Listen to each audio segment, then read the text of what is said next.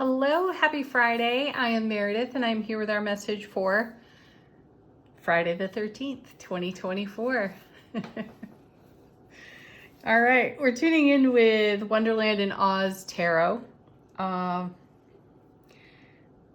want to bring this up again. This was another difficult shuffle day. I went through 2 decks before this one, before cards would even come out. So again, I'm finding this interesting that the cards seem, I'm going to call it hesitant to come out with their messages in recent days. So do keep that in mind. It may have some sort of aha moment for you. Maybe something's moving along slowly in your world, or evidence is slow to appear. We'll see. Let's get into it. What do the cards have to say? First set of 2. And of course, this deck, it always produces a lot of cards. Though, challenging to come out today. We're starting out with the 5 of Cups. Okay. So this is a card of having some reminiscing. Also some reverence for prior events that felt less than favorable in hindsight. Well, actually, in the moment when they were happening too, though our hindsight recollection hasn't really shifted much. And however, we've talked a lot about this week, that we can be grateful and have deep appreciation for some of our most challenging moments, right? Because they give us endurance and strength, and we discover how resilient and divinely powerful our spirit really is through challenge. So whatever's rising for you in your memory field as you are recollecting prior events, my guides are saying don't necessarily cast the shadow of the past on your evolving now. It feels like a let it go card. And then it's paired with, oh, ouch. 3 of Swords.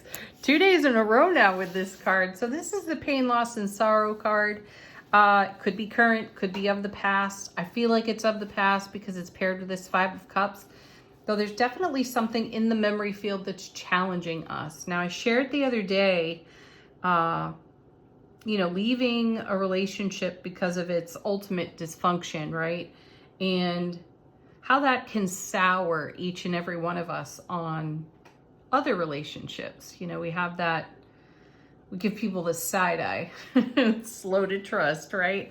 And I still feel the major message here is do not allow the shadow of the past to cast itself on your evolving now. It's really, I think, profound advice my great-grandmother would have given me. Come to things with a fresh eye and an open heart and trust yourself. It's not about really trusting other people. It's about trusting you, your own discernment, and take this to wherever it's most relevant, whether it's relationship related or if it's connected to your career or your creative passion and fire. This could be something, some kind of exchange with your family. And I'm hearing put it to rest. Just put it to rest. That was then. This is now. What are you doing now? Oh, look at this. We're bringing the world. A whole world of reward for all of our investments. So this is great confirmation for us to the message here of thank you for these challenges. Thank you for these prior hardships, because they have strengthened us. They have given us knowledge and wisdom, and as I said, an enduring and resilient spirit. So I love seeing the world here. This is a whole world of fulfillment and reward of our own making. Next we have, whoa, hello, Death card. This is all about transformation here. And, we're moving into, I sense, a new cycle of transformation. We're putting this energy behind us. Question from my guides: how long do you want to allow something of the past to dictate your now? What do you feel in your heart space right now? What are you going for? What thrills you? And what ignites your creative fire and passion, right? whatever your answers are there, do you want to allow some shit experience in the past to tell you, nah, I don't want to invest in this because I don't want to get hurt again? So then you live some sort of half-assed, half-lit life, right? No, thank you. No, thank you. Do whatever's necessary to transform these prior experiences. Each day is a new day. You're in charge of it. Paired with the Death card. Nice. Another beautiful 5. Another beautifully challenging 5. What I'm seeing here is change on the table. We have 2 5s and we've got the Death card, which is all about transformation. There is a beginning in the ending and ending in the beginning. And it's now is the moment to allow the ending of prior experience. We're going to stop allowing that to have an influence on our ability to evolve in the now. This shadow has long since passed over. So ask yourself why. Many times over. No matter what you're thinking about this 5 of Cups, 3 of Swords, 5 of Pentacles, this is like being left out in the cold, this card here. Who leaves whom out in the cold? You leave you out in the cold if you choose that. This is also a great card of non-conformity, which I love. I'm all about the spirit of that energy in this card. Going with the herd mentality is not necessarily called for here. It's almost never called for yet. Okay, let me just get back on track here. We have the World in between some really intense cards. And consider some of your most intense life moments that you are protecting yourself from in the now. Why are you doing that? Well, of course, we don't want to repeat it. That's an easy answer to that, right? Though, would you really repeat it? With all the life seasoning you have now, the experience, how much you trust yourself, how sovereignly you live in your own heart space, in your own heart, mind, soulful presence, coherence. It's a completely different foundation in the now, which is full of reward and fulfillment here in the world. So don't sell yourself short here. Next we have, beautiful. This is another one of my favorites in tarot, the 7 of Pentacles. This is Tending the Dream. My favorite of all decks has, my favorite of all 7 of Pentacles is in the Light Seers Tarot deck, where you see a character sitting with, a sprout coming up out of the soil, but you see all this activity beneath the surface. There's a lot going on behind the scenes. There's a lot going on within you. And likely with all these retrograde planets and gosh, a whole long season of retrogrades, and we're in Mercury retrograde right now, it's very easy for us to dial up these past experiences and review them. They're worthy of review, if for nothing else than to see just how far you've come in your own spiritual self-development. And then we have the Queen of Swords. Fantastic. So fantastic. Because she's exceptionally discerning. So you have discernment now that you did not have previously. And it's going to lead you to great places, to a greater fulfillment of the dream that you're nurturing in your heart space, right? So Queen of Swords, she gets right to the heart of the matter, this one.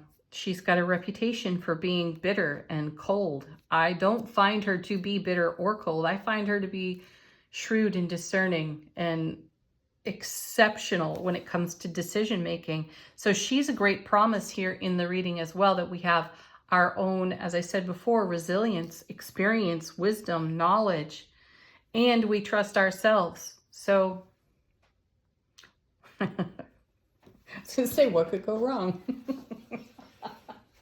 Well, the ego could show up. Let's see what's on the bottom of the deck. What is the universe pointing out to us that we're not quite aware of at the moment?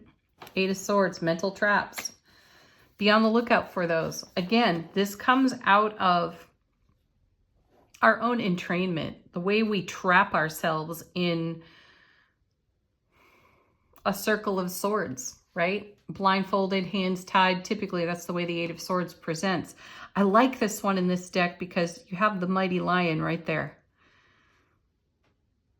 There's the energy of Leo in the heart space. Leo rules the heart. So what's a Leo going to do? Or anyone for that matter. Bring your fiery heart spirit to anything that's challenged you. Tap into the Leo in your chart. Find out where it is. Bring it forward. Bring it out. Accentuate it. And set yourself free.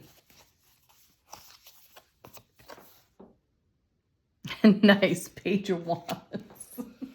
And with enthusiasm, folks. The Page of Wands. All pages are kind of novices in the court cards, of course. You know, you go page, knight, queen, king.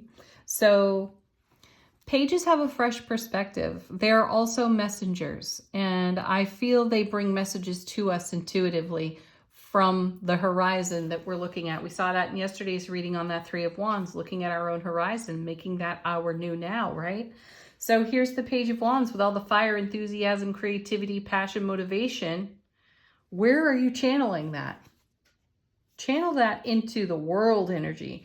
Channel that into the energy of transformation on the Death card and in the Seven of Pentacles over here. Certainly channel it into your discernment.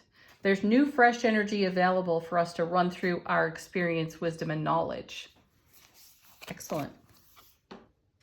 Nice. What did I say earlier? Stay sovereign to yourself. There's the Nine of Pentacles. Great card. This is harmony within self-relationship. So what a wonderful card to see, especially if you're taking a look back on your Five of Cups, Three of Swords, Five of Pentacles life experiences. Asking yourself new questions, Paige. What can I glean from this that I have not yet gleaned? What is there for me to know now? How has this served me? How has all of this strengthened me? These are great positive questions to be asking. This is no ho-hum, oh, a shadow has been cast over my now from a prior experience. Well, thank you for the prior experience. What's it gifting you in this moment? And there she is, Queen of Wands. Beautiful. Aries, Leo, Sagittarius. Exceptional fire. Be receptive to what comes to you from your soulful presence. And then the Witch. Gosh, there's a lot of major arcana here on the table. She's one of the extras. Pay attention to cycles and rhythms and patterns. Take a look at those because they run in the background very easily, don't they? And they pop up in the most unexpected moments and surprise the heck out of us. This is where we need our Queen of Swords to be discerning, exceptionally discerning when this occurs so that we can tend our ego lovingly and put these energies to rest, as I mentioned before. Angel answers. Fresh questions, perspectives, information from our guides, angels, ancestors. If you have a question, put it to the deck.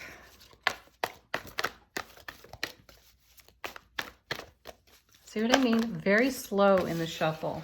Of course I say that and they start falling out. Very nice. Listen to your intuition. Ask for help from others. And you know the people to ask. Those are your tribe. Those are your besties. They have your best interest at heart. Okay.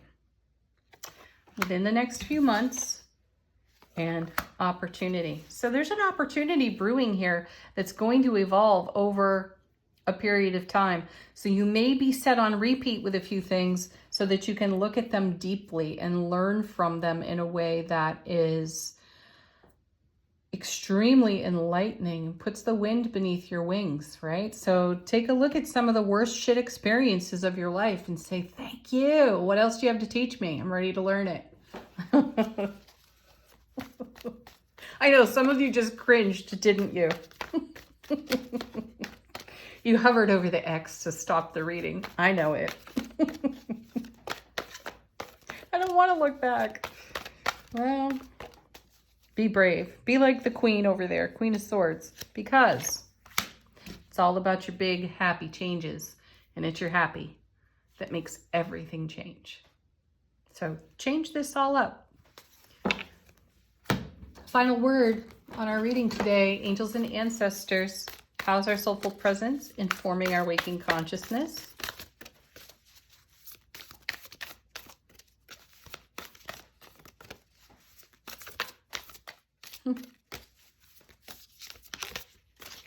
Here we go. We have the hunter.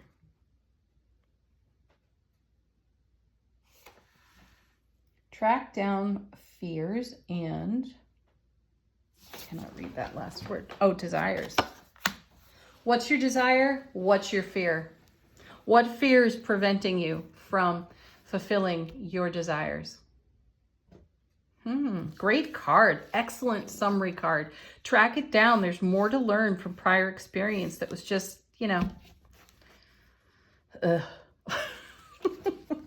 You all can think of one. I know you can. Have the best Friday ever. Have a great weekend. Peace, love, joy, happiness. Namaste.